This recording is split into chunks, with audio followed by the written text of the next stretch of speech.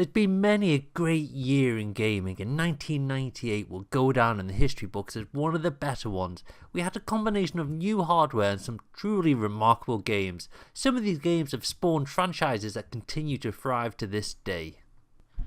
Sega, the developers of the much-loved Master System and Sega Genesis, commonly known as the Mega Drive in Europe, decided to cut its losses with the Sega Saturn, discontinuing production and sales in the US and Europe, giving the Saturn a life cycle of just 3 small years.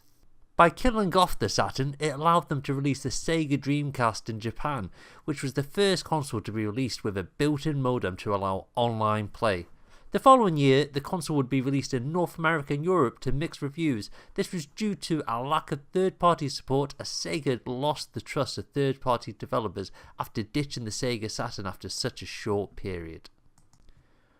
The Dreamcast would only have a short lifespan as well, but it would go on to release some astonishing games. It launched with 4 awesome games to convince gamers to purchase the console. Capcom's Marvel vs. Capcom Clash of Superheroes would see the 3rd installment of the series.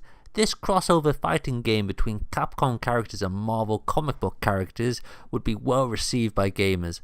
Unlike the previous games, Clash of Superheroes was not restricted to just Street Fighter characters. We would also see other Capcom characters such as Mega Man and Strider. One of the most successful games released on this Dreamcast was Capcom's sequel to the much-loved survival horror Resident Evil. Resident Evil 2 would see 2 new characters try and survive a zombie apocalypse. The sequel would give the gamers a much larger area to explore, as it's set within a city rather than a single house. It would go on to break sales records set by Final Fantasy and Super Mario 64, becoming the most successful game within the franchise's history.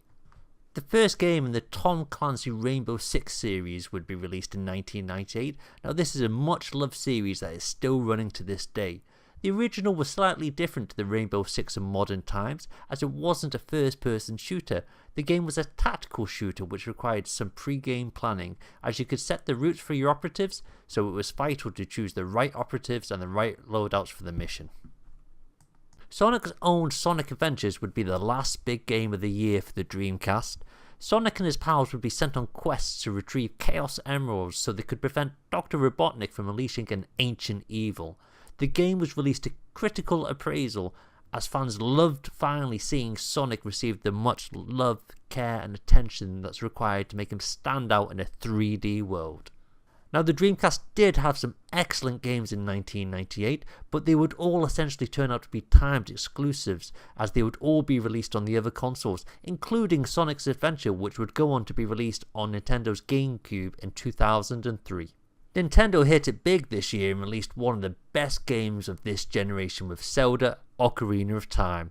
This would be the first time that we would see Link within a beautiful 3D environment.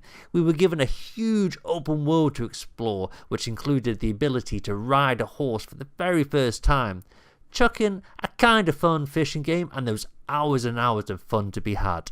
The entire gaming world went crazy for the game. It sold out before it even released, as the level of pre-orders were ridiculous.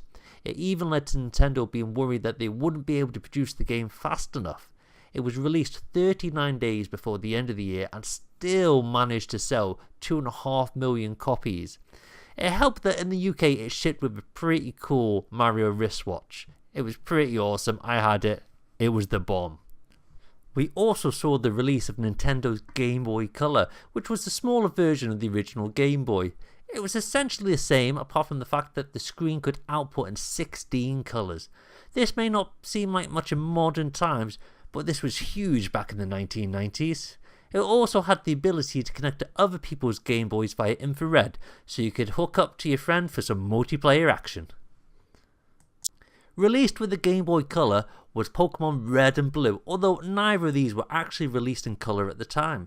This would kick off the gaming world's love affair with these adorable yet savage animals that would randomly attack you for no good reason. The aim of the game was to capture these little critters and level them up so that you could battle not only in-game characters but also your friends.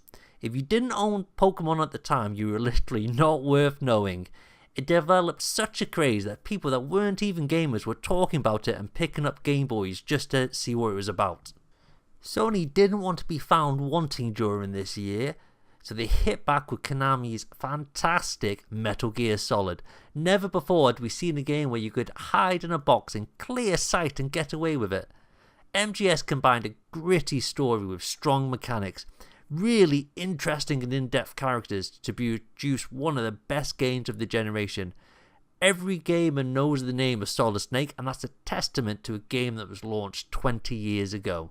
This stealth game would show some interesting mechanics, including requiring you to plug your controller into the second player port just to avoid one of the boss's mind-reading abilities. PlayStation would also release the first Gran Turismo game, which was a high-quality racing simulator. This focused more on realistic driving and a progression system through earning new licenses and money, which enabled you to buy cars and upgrades, rather than the tried and tested arcadey racing style that didn't require much actual racing skill but were just there to have fun.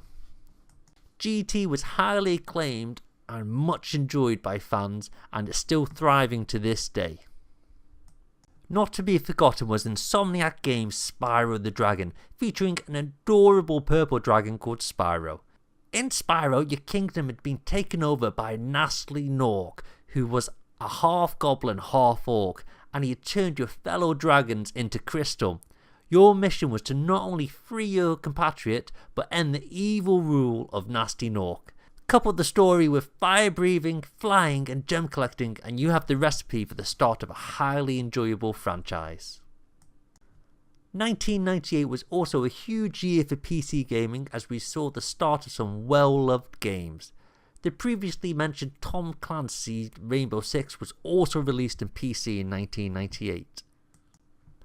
As well as this, the godfather of esports was born in the shape of Blizzard's StarCraft, which was a sci-fi real-time strategy game, which, believe it or not, is still thriving to this very day. Now, the pool of competitors may be dying off, but it still has a large esports community in some Asian countries. StarCraft pitted 4 species against each other, struggling to become the superpower on a galactic scale. Different species would duke it out using special abilities and thoroughly thought out tactics to become number one in the galaxy. This was a huge online game that had millions of players playing at the same time. One of the truly first dynamic multiplayer games that grabbed nations. 1998 would be the year when we first met Dr. Gordon Freeman in Valve's debut game Half-Life, which was a sci-fi first-person shooter. Even though the game was an FPS, it gave players uninterrupted control of Gordon, showing scripted sequences through his eyes to keep you immersed in the experience.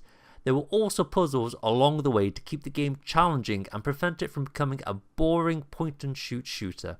This game won over 50 PC Game of the Year awards, and Half-Life 3 is one of the most requested sequels of all time. During 1998, 2 new awarding events were launched: the Academy of Interactive Sciences and the British Academy of Film and Television Arts. The Game of the Year for both these events would be Nintendo's Legend of Zelda: Ocarina of Time. We also saw a rating change as the Entertainment Software Board changed the rating of K2A, which was kids to adult, to E for everyone. It's a rating we still use today. Well, I hope you liked the video, guys, and I hope to see you again in the next video.